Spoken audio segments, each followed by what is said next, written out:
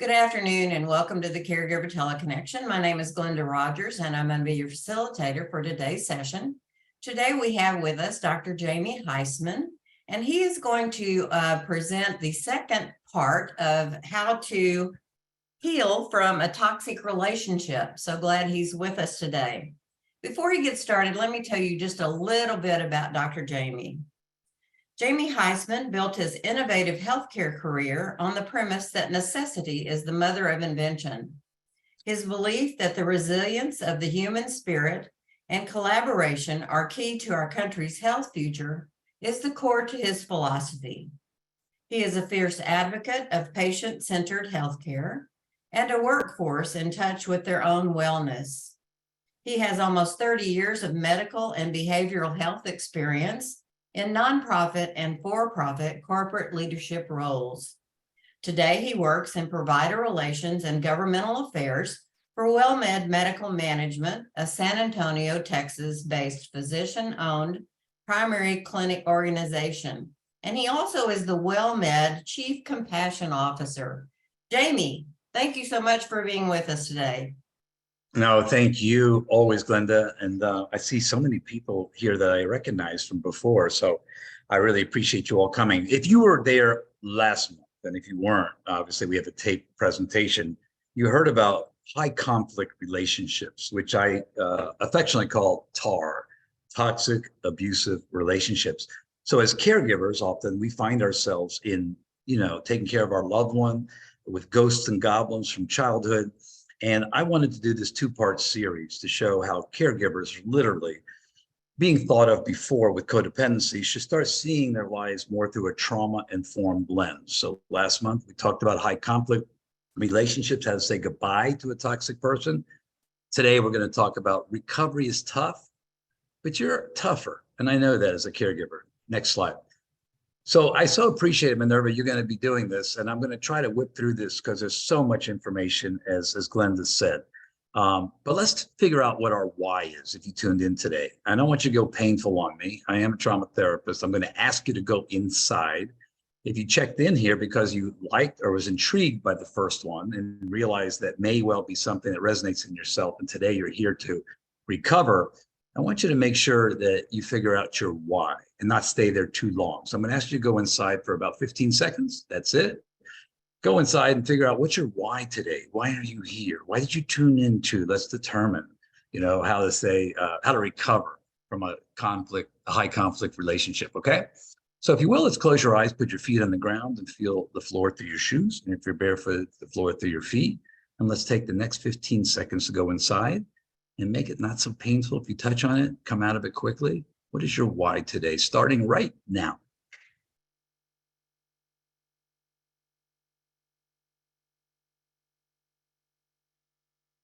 Okay, let's open your eyes and come back. I don't want you to stay in that place. It could be painful.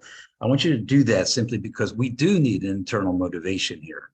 And internal motivation is always better than the external, right? External is codependency, doing it for people, places, and things. Internal will be passionate with you. It'll be that purpose, that literally dream that you can realize if you keep it there. Okay, so today, after you said goodbye, and we can always revisit it, and you got it by recording, here's how now to recover. Next slide. Use that, if you will, inside to understand that maybe how you went down there, if you came up with a person or a situation, you probably were walking on eggshells, okay?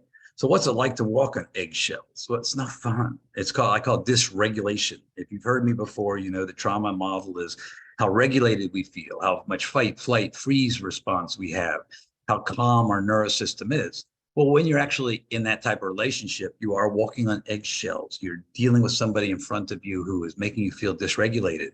So really, cutting emotional attachments to toxic relationships is why we're doing the series. And newsflash, it's not so uncommon. Not that misery loves company, but as humanity, the American Psychological Association says literally an underreported number of 1 out of 8 people actually have that psychopathology of being cluster B or borderline histrionic or narcissistic, okay?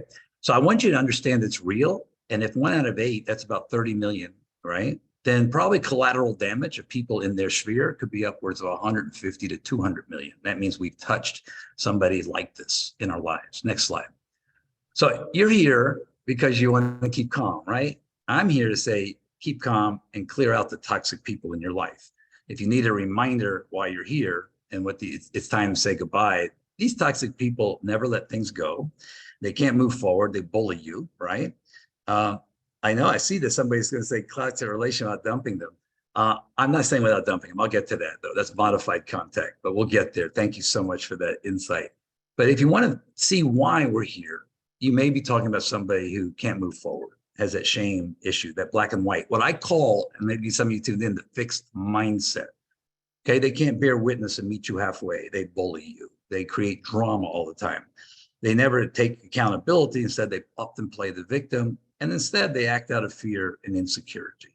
That's where we're talking about as a toxic person in your life that you're not responsible for. So next slide, Minerva. Now, I want you to show a thumbs up if any of that resonated to you, okay? If you tuned in today and engaged and became self-aware, I don't know if a Zoom here, you have that ability, but if you do want to say, hey, that's cool, you relate, you've met someone of these, it could be your uncle, it could have been your aunt, could be your mother, could be your brother, could be, listen, the person you're taking care of. And that's why we're doing this series. I want you to make sure that you understand about the person you take care of, more about yourself. So next slide, Minerva. We all know we're engaged and we relate here, right? But understand here that I'm talking about what we call psychopathology. So as a psychologist, there's a narcissistic spectrum, just like learning spectrum, okay? Just like attention deficit spectrum, okay?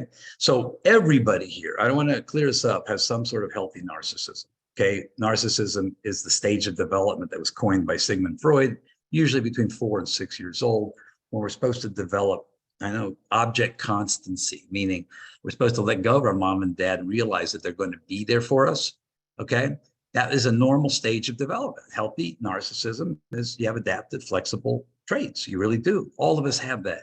Stable narcissism is like codependency. It's the way I came out of a very difficult childhood. I didn't really know anything, so I was a hero child. People, places, and things. I had to do things to get, my self-esteem. It moves into the spectrum of destructive narcissism, where we're more what I call really dysregulated or anxious attachment style. But it's kind of destructive because relationships start falling by the wayside. Now, that person that I'm actually saying time to let go of no matter what is the one that scores 5 indicators or more on what we call the cluster B spectrum. And that is the pathological narcissism. That is the borderline. That is the narcissist. That is the histrionic. And that's the antisocial. 4 clear we call relationship disorder. But make no mistake, even if they don't hit on all 5 or more, everybody has gone through this. And all of us can be avoidant style, anxious style, secure style, all of them attachment styles. They happen in childhood. They happen through inadvertent sort of wounds that happen. Okay. This particular child is off the spectrum. Next slide. So if a parent really raises a child that's cluster B, okay, that means they did not look at them much. They did not provide them healthy primary caregiver mirroring of emotions.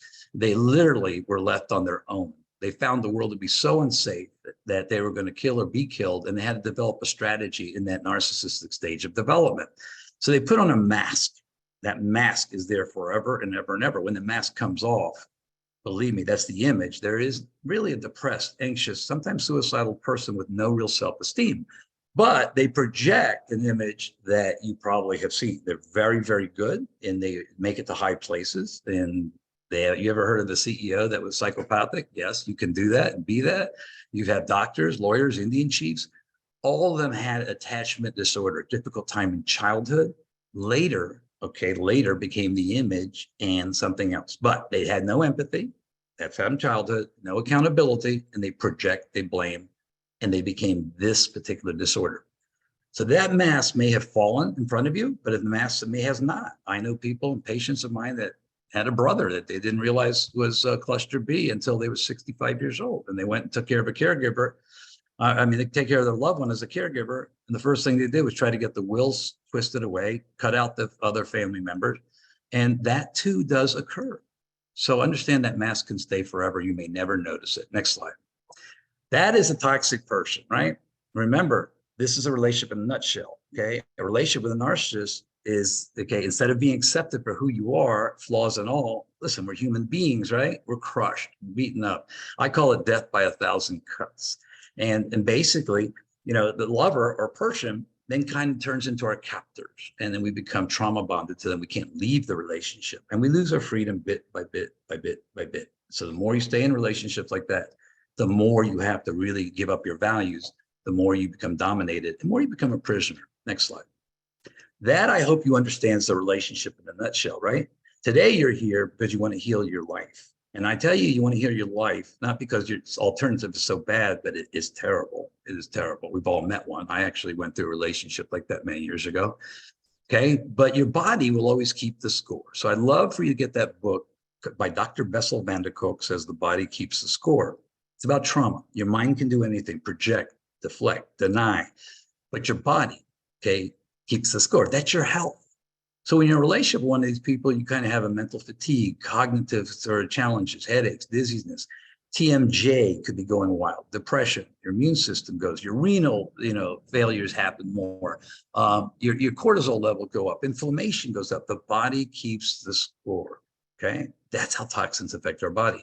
So just because you think you can make it through it, no, the body's not. So love yourself and you can heal your life. And I think that's why you came. Louise Hay, on this journey I'm going to talk about recovery, is wonderful. Go and look Louise Hay up on the internet. She's great for affirmations because you're going to be adopting yourself. Next slide. Now, understand, if you heal your life, okay, you got to do that because what you are going through is ongoing dysregulation. I think you can be your own therapist. That's why we do these trauma series pieces. You don't have to come and see me, but healing your life, okay, is important because your body, your neurological system dysregulated. If you're in fight, flight, freeze, and you're actually becoming something to somebody that you're not, it's going to drive your self-esteem down. You're going to have terrible problems in intimacy and authenticity.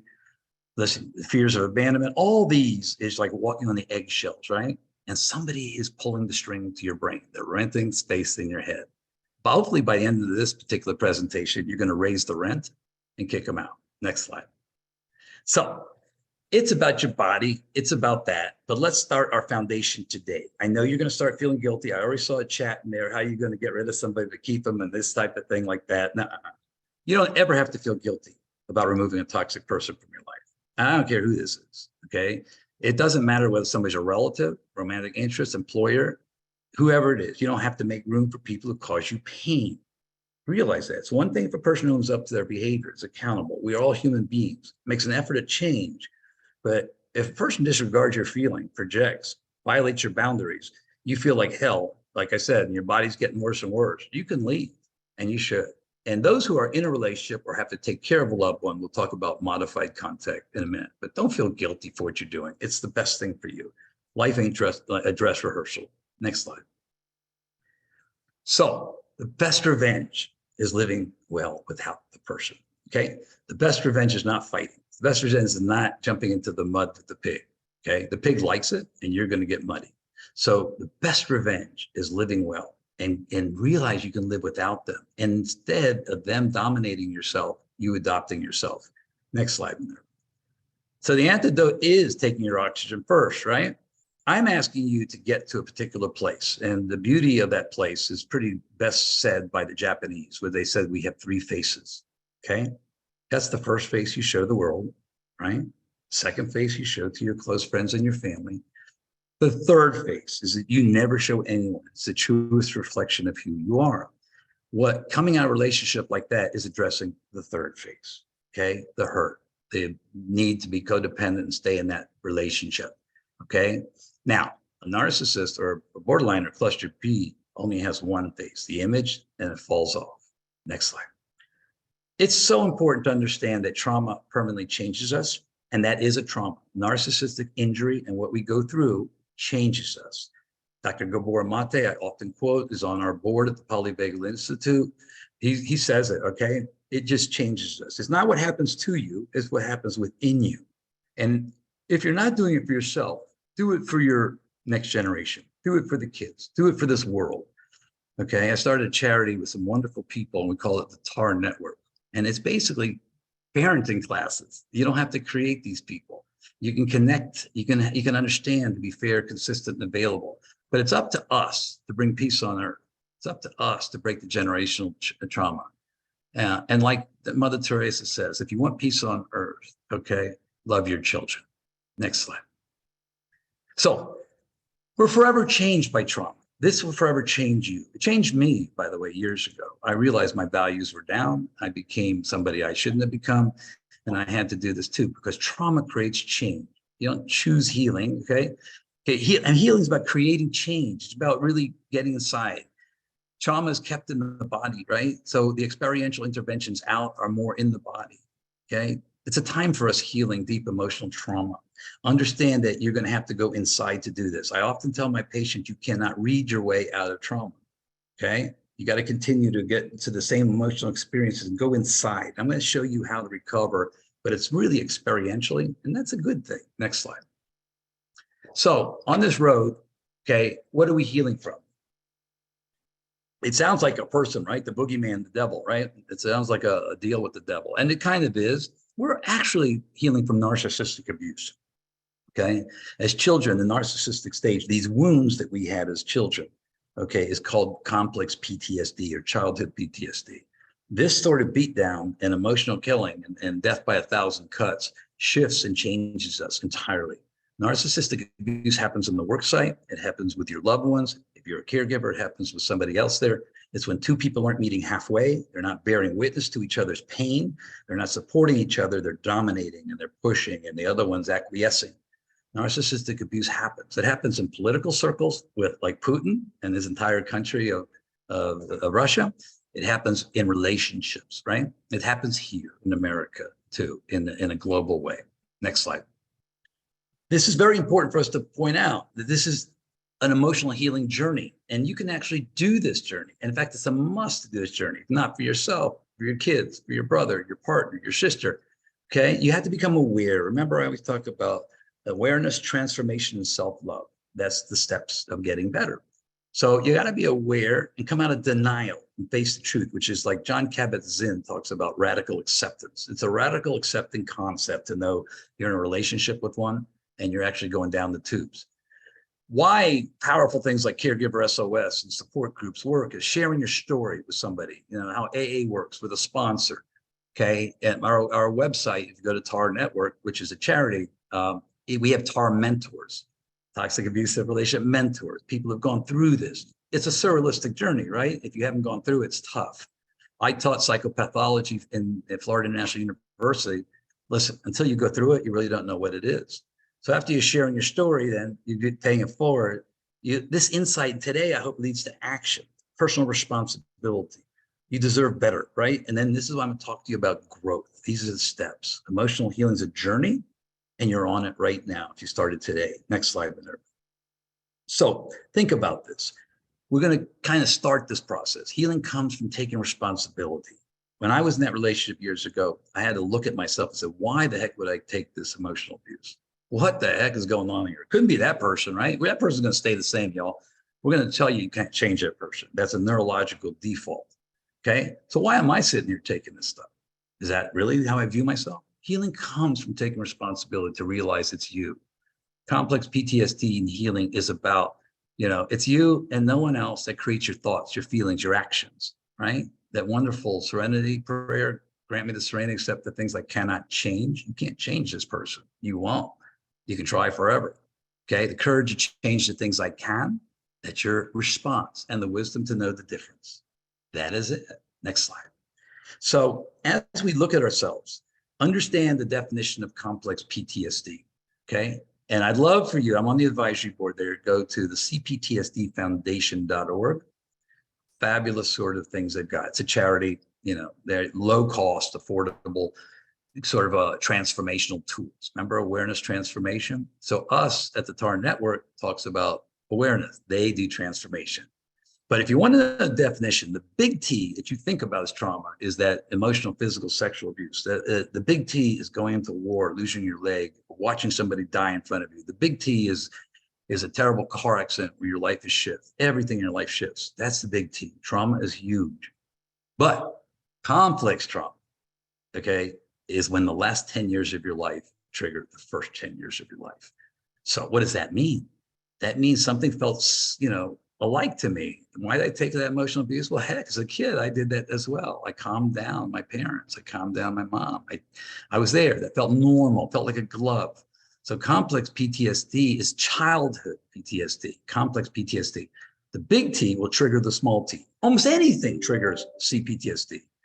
As a caregiver, your loved one is going to trigger these unresolved ghosts and goblins, okay? That's why everything we do now in therapy from the 1980s to 90s on has to be trauma informed. And I really say if it's not trauma informed, it's not healthcare. Even at WellMed, we're teaching our doctors about trauma, not what happened, what's wrong with you, but what happened to you. It's a big gestalt. We cannot leave the first 8 years of our life, the most important time of tattooing our brains, our tattooed our brains with their images of fight, flight, fear, right? We can't leave it like that. Somehow we have to heal ourselves. And doing that is a trauma-informed model. Next slide. So the CPTSD Foundation will provide a lot of this information. And what my healing and way out is the same thing as your healing on the way out. It's looking at complex PTSD. It's reparenting ourselves, right? If you're having intimacy issues, feeling guilty, angry, we're going to doom to recreate this trauma until we intervene on it, as we say in psychology. You have these feelings of worthlessness and you can't emotionally regulate. Chances are it's not PTSD, it's your complex PTSD. And what we tend to do is relive this. Caregiving is the greatest trigger of constantly reliving that. Heck, you may be taking care of a mom, a husband, a wife, and it just brings old tapes up. And you start avoiding these feelings. And sometimes we avoid it. We start drinking and drugging and we find ourselves in dependency and addiction. Okay. We're always hypervigilant. Arousal is walking on the eggshells. So I want you to get comfortable with complex trauma. All of us, I think, have it. That's why the DSM-5 hasn't kind of greenlit it. I'm sure it will bankrupt the behavioral health companies because it's real. And I hope it gets to become part of it. But next slide. It's really the narcissistic wounds. It's what we've kind of said was codependency. We've blamed and tarred toxic abuse. We've tarred our caregivers with the fact that we're codependents. And yeah, I am in recovery for codependency. I'll talk to you about it. But that comes from complex PTSD, fight, flight, freeze, and fawn. Okay. Again, I'd love for you to look at Pete Walker. He did the great book, How to Thrive, Not Just Survive with Complex PTSD. He added the fourth F. The first three are biological. The fourth F is powerful codependency, okay? And there's no happy endings with these people, guys. So we have to look inside ourselves and learn a new language here. I'm going to show you the language and the languages of the healing. Next slide. Start understanding there's a whole new concept here. It's not sitting with your therapist to asking what happened at 10 years old. You got to learn about these concepts. I want you to learn because this is the way out. This is about trauma bond. If you keep thinking about this person, if you find yourself guilty about this, if you keep having to go back to the emotionally abusive situation, chances are you're experiencing the trauma bond. It's a Stockholm syndrome thing, basically. It means that your jailer is giving you food one day, taking away the other day, and somehow you're bonded. That traumatic bonding occurs, okay, when your nature is back and forth. You shock a chicken, you give him food for a chicken. The chicken cannot then kind of break a habit. So when the jailer does alternating phase of reward and punishment, as people do inconsistently, it creates these deep bonds called a trauma bond.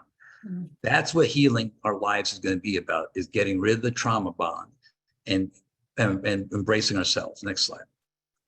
Remember these words. You're going to find it as I send you places. The second thing you're going to understand in this trauma work of healing your life afterwards is reparenting.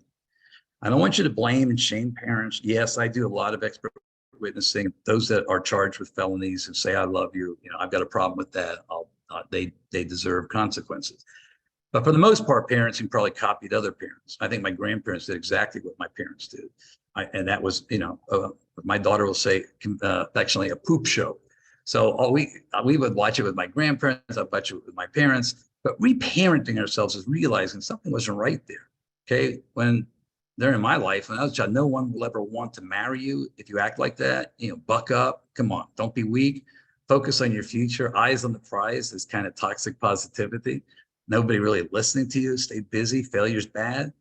Reparenting ourselves is adopting ourselves, being fair, consistent, and available. The transformative steps we're laying out here today is to reparent. Is to go back and say, okay, our parents tried their best, but God knows it didn't work. We ended up with a lot of abuse. Okay, innocent abuses, okay, for those who really are having an issue with that, but abuse. And now today we have to say it's okay to express ourselves. Okay, Gabor Mate says, our lives are about authenticity and having a healthy attachment. And that was the same as a child. So today we have to be able to name our feelings, be authentic with the person in front of us. If they have a problem with it, tell them to call their therapist, okay? You got to get honest. You have to live in the present moment. Get away from the anxiety and the stress. I'm going to give you a trauma reduction technique at the end. You know that. I'm going to always do breath work. Give yourself permission to chill when your body needs the rest. I love Evelyn. She's monitoring this. You know, she mentioned, I'm going to Greece. I went inside my body and I felt Greece when I was there. And I said, oh, my friend, that's great. She's going to live in the moment. She ain't going to worry about wellness or these sessions. She's going to do that. Okay. Understand that this is a wonderful thing to get yourself in that sort of calm place. For caregivers, there's strategy. So give yourself permission to chill, especially when your body needs the rest. Your body can't take it. It's like Muhammad Ali constantly ended up with Parkinson's. Somebody asked me what my gift for my daughter was in life. And I'm an older dad. You all know I have an 11-year-old. And it was, you know what? I really wanted her to pursue her own happiness. That's all. Not mine, not her mother's, not the world's, her own. Okay. And that's what we need to do in reparenting ourselves. If you want good mental health right now, you're going to have to start looking at yourself as your child. And as a caregiver, you're going to have to start adopting your child. And I'm asking you to do that today just for starting it, putting your foot in the water here. Next slide. So you'll hear Lao Tzu say the journey to 1,000 miles begins with a single step. This concept, the third one I want you to start learning about in your healing, which is different than the normal psychoanalytic, psychotherapeutic. I love it. I'm a Jungian trained psychotherapeutic therapist too. But the trauma model, brain model, happened in the 80s and 90s. And that's why I'm asking you to learn a new language here. Radical acceptance. So John Kabat-Zinn is amazing, okay? Many of you may understand mindfulness-based stress reduction. I got certified in it. It's powerful. In pain, it's breath work, it's yoga, it's very cool things. I also want you to go look, if you're into the meditative world and be here now, I want you to look at Tara Brach. Tara Brach is a powerful healer. If you can, get an app. There's a lot of great apps out there, but get an app that literally has Tara and other people that can bring you down, like we're going to do breath work, okay? Insight Timer is an app that I'd like you to look at. It's a great nonprofit one that has her, but she has the method called RAIN. These are things I want you to take down. This is the way out, y'all, is radical acceptance. When you're feeling dysregulated, I'll teach you breath work, but you can do this RAIN where it's like 4 steps, not to be so hard on yourself. Like the person just hit me up, I want to know how to stay here, not stay here. Even if you're a primary caregiver, taking care of a loved one, okay, I call a hostile dependency sometimes. There are strategies here. I know, a lot of us can't do no contact, but I'm going to give it to you. Here's one, RAIN. Recognize what's going on. Close your eyes. Allow the experience to be there just as it is. This is radical acceptance. Look inside yourself with kindness of why this is coming up in you, right? It's so important for you to do that. And then really understand you've been identified with it and you don't have to. It's a natural awareness which comes from not identifying with the experience. You can separate them. So look up RAIN, look up Tara. That's a great one on the healing journey here. Next slide. So you learned a lot, trauma bond, you learned that. Here's one that we coined in our TAR network, the TAR pits. Every one of these toxic people are not going to want you to heal. They won't. They're not going to take responsibility for themselves. They want you to stay the same way. They want you to be subordinate. They want to get their way. They need narcissistic supply. They need people to appease them. They need people to lay sacrifices at the altar. Listen, it's sad. This is a childhood response, okay? So I have compassion for how they got here. But after 18 years old, this collateral damage is not allowed. In fact, you're going to look at things like adverse childhood experiences and look at jails today and rehabs. People who came to this difficult attachment issue sometimes end up in jail, often end up in rehabs. And, if you hit on 4 or 5 of the adverse childhood experiences, you'll look it up. But again, at the ACE studies, Kaiser Permanente ACE studies at CDC, probably your life is shortened a lot too from adverse childhood experiences. So the tar pits are the place they can do it the best. They're going to try to drag you in, okay? Just because some people are fueled by drama doesn't mean you have to attend their performance. Listen, they're better than you are. They really are. They've learned since 4 or 5 years old, kill or be killed.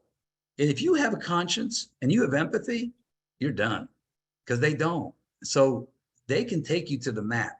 So getting in front of it, understand that they want to pull you into drama, doing this breath work, doing rain, understanding you're sucked into the trauma bond, seeing how to reparent yourself, getting in front of it. We call it at our place the tar dojo, where we kind of become tar whisperers. Don't jump in. You're not going to win. You really will not. So next slide. Understand the tar pits, toxic abusive relationship pits. When they come in and pull you in, you can't go. So there's two ways to get out of this, and this is the healing methods, okay? Now, I know everybody's a caregiver here probably, okay? But I want you to start looking at caregiving yourself. Remember the book, Take Your Oxygen First? It's time to do that. So if you're in a relationship with one, okay, get the heck out. If you don't have to be there, you don't have a child, and you don't have a loved one that you're taking care of, get out. No contact as a therapist is the way to go. There's no reason to accept toxic abuse, okay? Each day of no contact, you heal.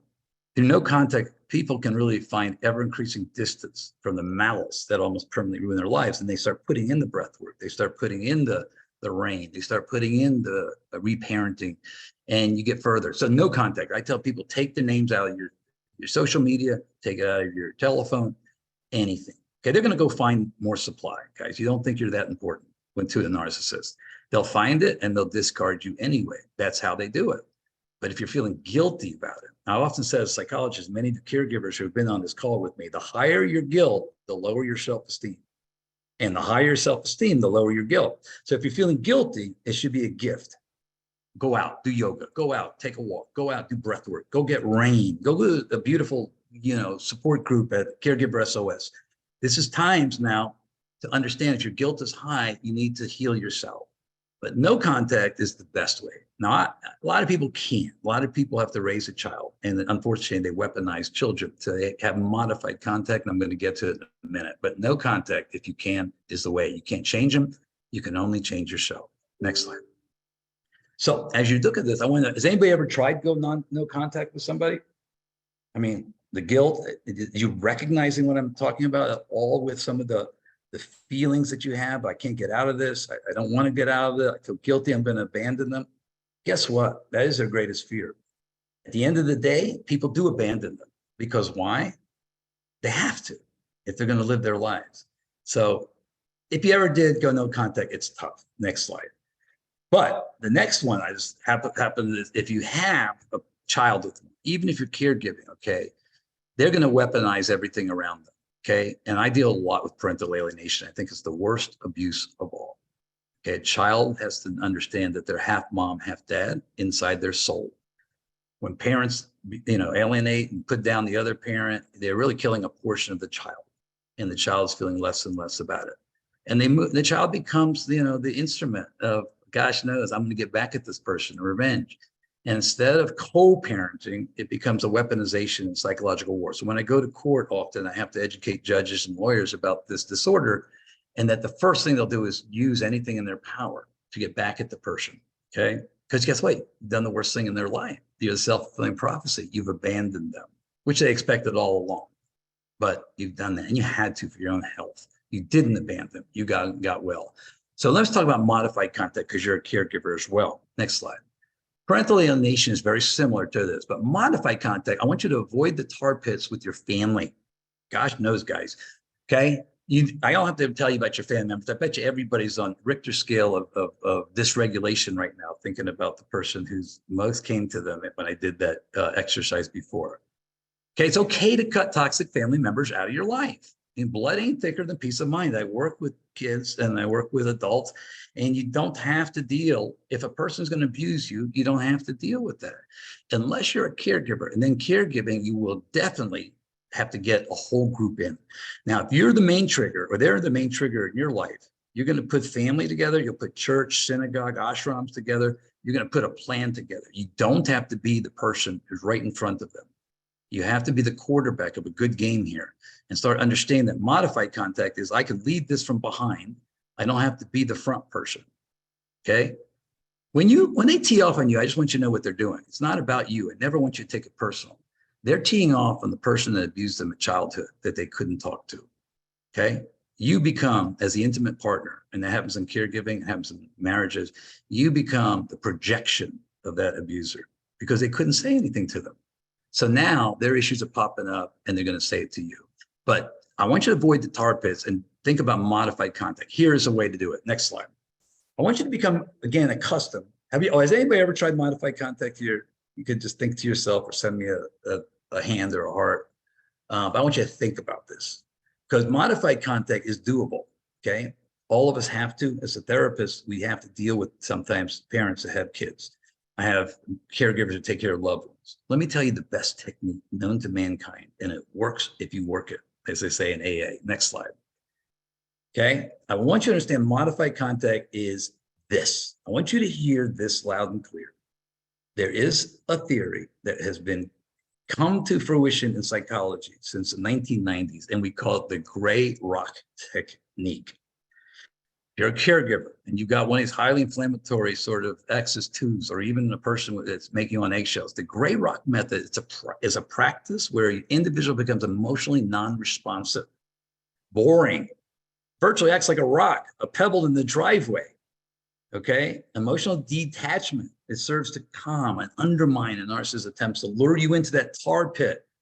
Okay, eventually they go find other supply. They go find another mark. They target, as our book is called, Targeted. They target somebody else because guess what? You just answer. You just go gray rock on them. Okay, you just don't jump into that. Don't even jump into. They say you did this, I did this. No, sorry, you feel that way. It's cool.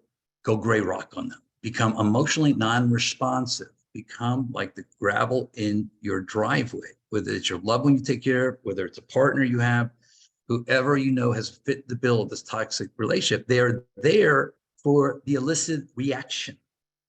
They want you to come in. This is their turf. They do calm down and look for others. There's a lot of cheating in relationships they do with husband, wives, and partners, okay? And when somebody goes gray rock, I mean, sometimes the person already has somebody else. It's about supply. Look, it's not about the love that you feel. It's a mirage with the love you feel. It's a transactional gig, okay? They get supply, they trade off. If you don't give them supply, they have to go somewhere else and get it. You still can be a caregiver. You still can be that person. You can still be the parent with the alienated child. Go gray rock. Keep your eye, as my mother said, on the donut and not the hole. The donut would be raising that child. The donut is being a fair, consistent, available to that child. The donut is showing that child a neurologically safe parent, okay? The hole is jumping in that fight and go back to there as they sue you over and over and over again. Keep your eye on the donut. That's your health and healing, you all as caregivers, and not the whole. Next slide. That gray rock method is important for you in modified contact. Okay. If you're also in modified contact, okay, this is the beauty of WellMed Caregiver SOS. It's beautiful what we do to Texas and Florida now. I need you to find what we call the TAR mentors. Listen, as I said, 1 out of 8. That's highly underreported. Men don't report much. They started reporting more after the Johnny Depp Amber Heard trial, right? Johnny had to put a lot of money up there to find out that, oh my God, to my kids, Lily, Rose, and Jack, I'm not the abuser. Now, I could be a knucklehead. I might need recovery. I might be drinking or something. I might go into reactive abuse when I get beaten down, but I'm not that person. I can redeem. It's like recovery. I can find myself, right? So he did a huge thing and everybody got glommed onto it. So men started calling our offices like left and right. Because I deal with cops, firemen, and doctors, emergency medical technicians. They're great in the field. They go home, they could be suicidal. They could be depressed when they're in one of these beat down relationships. So I need, if you're going to think about this concept of gray rock and modified contact, I need you to find people who have gone through this. I also need you to go to YouTube. It's a whole industry. There may be tens of thousands of amazing psychologists, social workers, and even just coaches, which I think people got great at. There's one named Richard Grannon. He's just a martial arts guy who developed a powerful theory. But there's an undercurrent. Once you discover somebody's mask falling, and I'd want you to go find a TAR mentor. So I call that somebody maybe who's got at least 2 years of recovery, has put one behind the trauma bond, is not so cognitively fogged, and is showing you the path of healing. Okay, because relationship trauma, which is the axis 2, requires relationship healing. Gabor Mate will say, we got screwed up through a relationship called our parenting. We have to get well through relationships called co-regulation, healthy relationships, not toxic. Okay, we can learn to self-regulate as adults.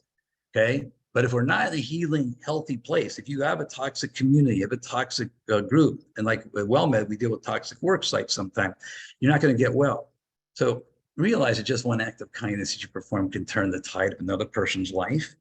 But realize also that we are co-regulating people in front of us, that to have a healthy team, healthy family, as Gandhi says, we have to allow peace to begin with ourselves. So heal through healthy relationships, get rid of the other ones. Our mentors is like a sponsor in AA or NA. Have them on speed dial as you're doing the gray rock technique. And then somebody's trying to drag you into the drama. Make sure they're the number one person you call so they can say, whoop, you're about to jump in there, Joe, Mary, you're about to go. Let me help you out. And that's people have gone through it. Next slide. These words are new words in psychology. And then I want you to make sure to get a good therapist who is trained in dialectical behavioral therapy. Okay, that came around in the 80s. Dr. Marshall Linehan started the work with attachment disorders and borderlines. We found out that everybody had an attachment issue. I do too. I mean, we all do. As I told you, it's a spectrum. Okay, so I have this avoidant attachment style. We found out too that the brain, which is your temporal lobe, got tattooed. Okay, when you get flooded in a relationship like this or any trauma, your limbic system shuts down. Okay, your frontal cortex, which is your reasoning, disappears. So how do you get to it? Well, it's not sitting there with your therapist and talking about what happened, as a kid and having these emotional flashbacks that you'll drink and drug over. It's you going inside experientially. Okay, it's you finding inner strength through mindful activities, breath work, what we're talking about with meditation, rain. We're talking about Pilates, yoga. Pain is inevitable, but you can reduce suffering. Suffering is not inevitable. DBT shows us that we can actually maintain effective outcomes, create daily peace. We give you, if you go to CPTSD Foundation, you'll get daily texts that calm you every day. You have trauma yoga. These are ways to retrain the brain. It's like water. It's neuroplasticity that goes over your temporal lobe, but you can't stop, guys. You can't. That's the problem. You have to realize the alternative's a lot worse. Nike, which is really, I think it's the Greek word, I think it is, Evelyn, for victory, always says, just do it as their slogan. Well, that's what has to happen experientially. So get yourself not a therapist, and cognitive is okay, not a Freudian Jungian so much, get a trauma therapist, okay? Go to psychologytoday.com, put your zip code in.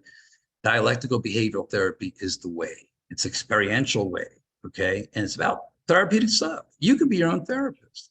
I work with a rocker in our foundation, and he's healthier than me. I've seen therapists all my life.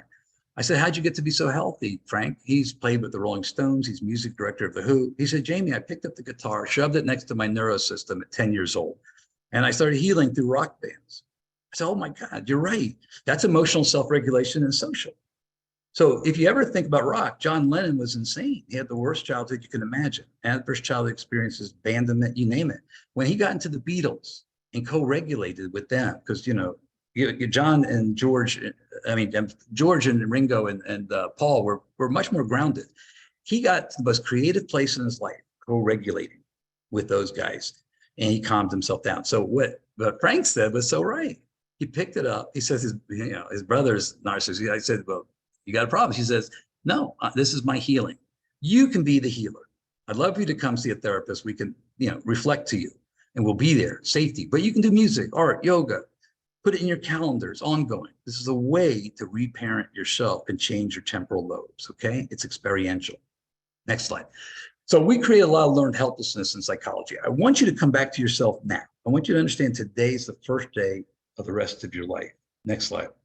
These are the terms of healing, okay? If I don't know if you're ready to take this journey, if you want, you can hit me with a thumbs up or a heart or anything, but realize I'm asking you now to take the journey, okay? It is out there. It's laid out over the last 40 years of psychology now. We can retrain the brain. The Polyvagal Institute, which is Stephen Porges, go to that PVI Institute. He'll talk about the neurosystem. Go to CPTSD Foundation. Come to that workshop that I'm doing on May 11th, where I'm going to talk to caregivers about complex PTSD. Next slide. Look at the trauma model for caregiving. It's so critical. When you come to us at WellMed now, the beautiful thing, I'm in part of the emotional support response team. You can go to the caregiver site or the caregiver SOS site, okay? Go to ESRT WellMed Charitable Foundation. We have 3 clicks. One's an employee, one's somebody else, but one's a community. Hit on the community. You'll go in there and you'll find links for coaching, Codependency Anonymous. We give you affirmations.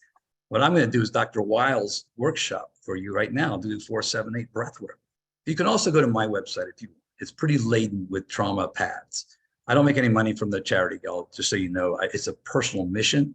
I think we can change the world. I don't think COVID is the reason why we're all going to go, or I think it's literally the malignant narcissist in Russia that's going to pull the nuclear bomb, or somebody who has no empathy, no accountability. So I'm so committed to this, before my child grows up, I think that we can pay it forward and teach proper parenting. So these are places you can go. They're experiential, that you can reparent yourself. Okay. Go to the Well-Med Emotional Support Response Team, which Tammy and myself head up. Deal with the stress and burnout. Take your oxygen first, which is, critical. I know you're burning out. I know though you can retrain your brain. I know you can. Okay. Recovery may be tough, but caregivers are tougher. Next slide. So I want you to know if you're ready to take it and you know somebody else, because if you are, you can send them to these places. Next slide. I'm going to take you to an experiential place today. Next slide. I'm sorry. And know that, again, understand the longest trip you take in life is from your head to your heart. If you're going to get out of this toxic relationship, it's not running away. Okay. The fight, flight, freeze. It's leaning in. It's the do it model, Nike.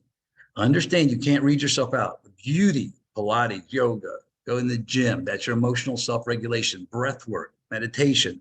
That's taking care of your nervous system, hanging around healthy people, knocking those toxic ones out.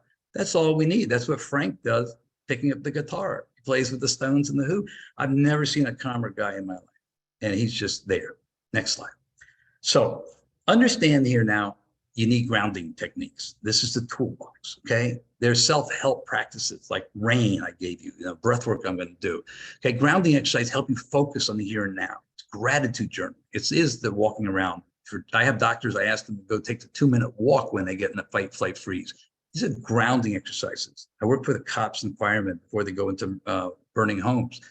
They'll do breath work because they want to be proactive, not reactive. You as caregivers and on this journey of modified contact, you're taking it. I need you to have a toolbox of these. Next slide.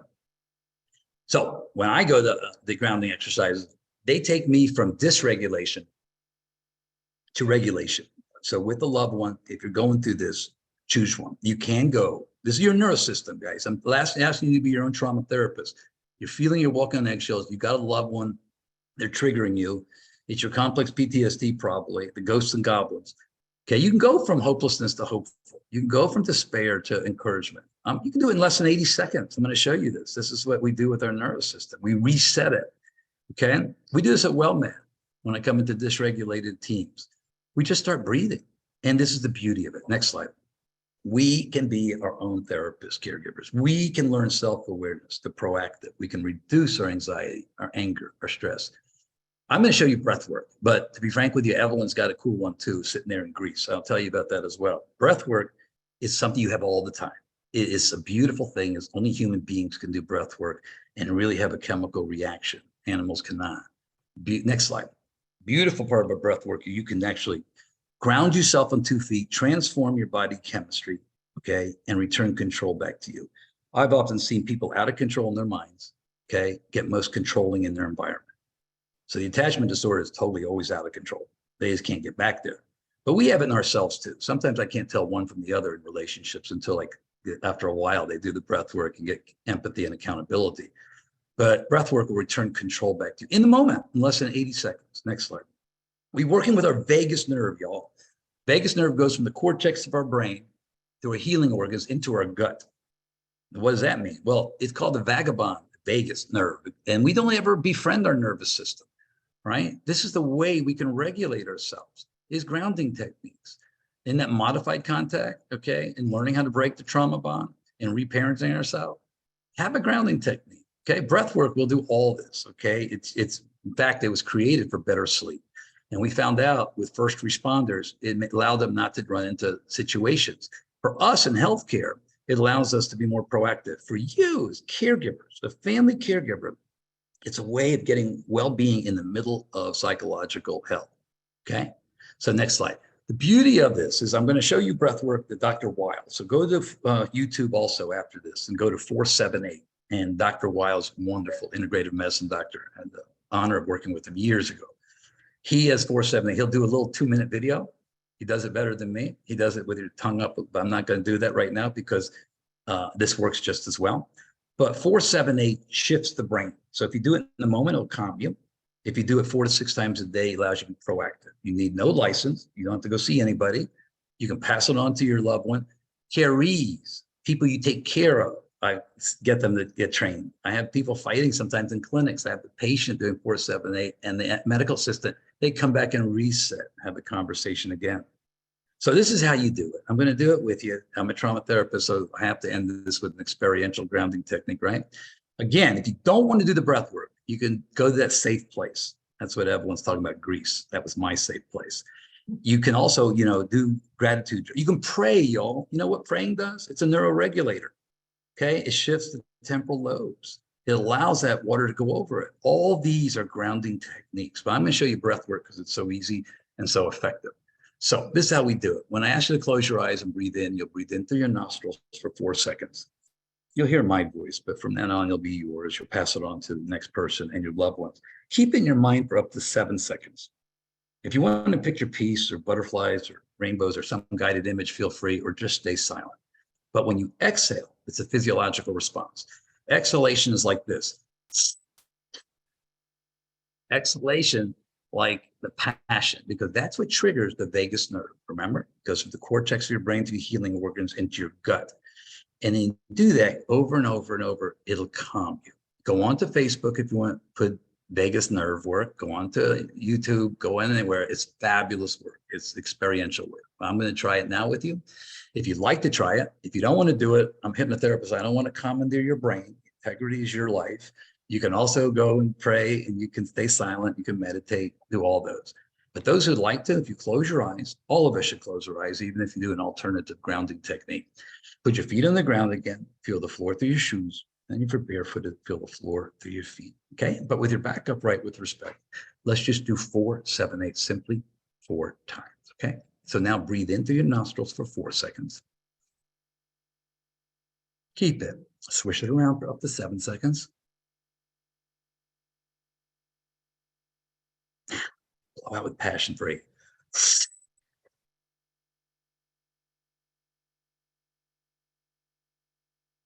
Breathe in the calmness for 4.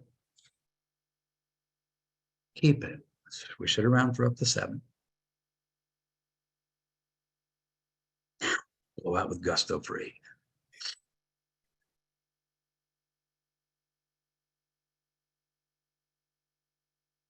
Breathe in the calmness again for 4 seconds. Keep it. Swish it around for 7. Blow out gusto for 8.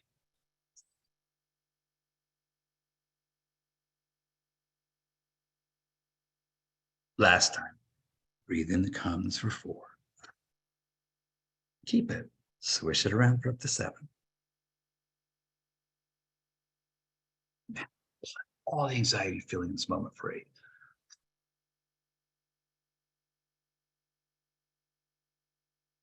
With your eyes still closed, feet on the ground, go inside your body and scan it. You've literally shifted the chemistry of your body, okay? You've calmed the adrenals that sit on top of the kidneys. You've helped with the inflammation that didn't get inflamed in that moment. You've produced oxytocin, which connects your neurotransmitters, a hormone called the happy hormone. In less than 80 seconds, as a grounding technique, you did that. You can do that to modify contact. You can do that if you're in fight, flight, fear. You can do that with your loved one in the moment as you reparent yourself. And when you're ready, open your eyes and come back to this group here, which is a co-regulation group. And all the people here, Minerva, next slide. And understand here, what you've done is an act of self-compassion. You can also see Dr. Germer. He's in Austin, Texas, for you Texans out there. He does the Mindful Self-Compassion Institute. If you're a healthcare person, does a weekly thing. It's powerful. He does it with Dr. Kristen Neff. You can go to our website for the drop-in sessions. We do meditation with Dr. Sharon Thoreau, but in that less than 80 seconds, that is a moment, literally, of self-compassion that literally can change your day, caregivers. Okay, it can regulate you. But if you put a string of these moments together, it changes the course of your life. It allows you to become emotionally regulated and more proactive and less reactive. Okay, when you're ready, Let's go to the next slide and understand this is where we're at. I am hoping you're feeling peaceful. I'm hoping you're feeling calm and regulated. I'm hoping to understand that for you, you have to be the change you want to see in the loved one you're caring for. You have to be for the generations to come. You don't deserve any sort of abuse from anybody bullying you. There's ways to have modified context. So be the change, as Gandhi says, you want to see in others. Take your oxygen first, okay? Know that better things are coming. They really are. Lean into this. This is good. You're going to find at the end of this day that you have authenticity. You have grounded, you have boundaries, you're different, okay? Just keep calm, though. Keep calm and just breathe. It's all yours, Glenda. I have 1 minute.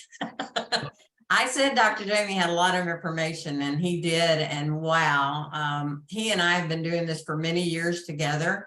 And this is the most powerful that I've heard you do yet.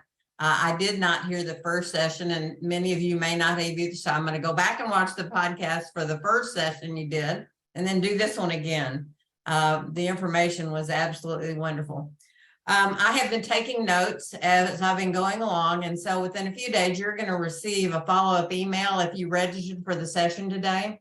And I'm going to put down all these references that Dr. Jamie gave you. And so don't worry about it. If you miss something, I'll take care of it for you. Let me see what else. I'd like to tell Ruth motivated me. I just want to give you this. Ruth early on in this presentation, because I think all of us are looking for answers. And I think you guys are the choir, okay? But Ruth said to me in a private thing, I thought you were going to tell us how to deal with a toxic close relative without dumping them completely. That's why I joined. So that's too is possible. Again, you can contact us if you have to. But boy, if you don't have to, get the heck out of Dodge. Your life is too wonderful. Ruth, thank you for inspiring him to cover all this. Well, it's 2:00 Central Time. I'm sorry we didn't have time for questions, but I think there's so much information. I'm kind of overwhelmed. I don't know where I would have started with the questions. But at any rate, look for that follow-up email. You'll also have a questionnaire there to give us some feedback on this session. Also, if you have any ideas of topics that you'd like to hear us present on, or you've heard somebody speak that you'd like to hear us bring them into our network, we'd love to do that too. I think that's everything I have for you today. And Dr. Jamie, once again, thank you so much. Wonderful information, powerful information. I appreciate so everybody you all. Have a good rest to your day. Don't forget about podcasts posted on the Caregiver Teleconnection website. Go back and take advantage of it. Be kind to yourselves. Take the Evelyn plan, okay? Go find a beach somewhere in Greece, sit there, have that waterfall hit you, and just breathe. You deserve it. Regulate. Have fun, Evelyn. Thank you, Terry. I'll call you later. Bye, everybody. Hope to see you soon. Bye-bye. Thanks, Dr. Jamie.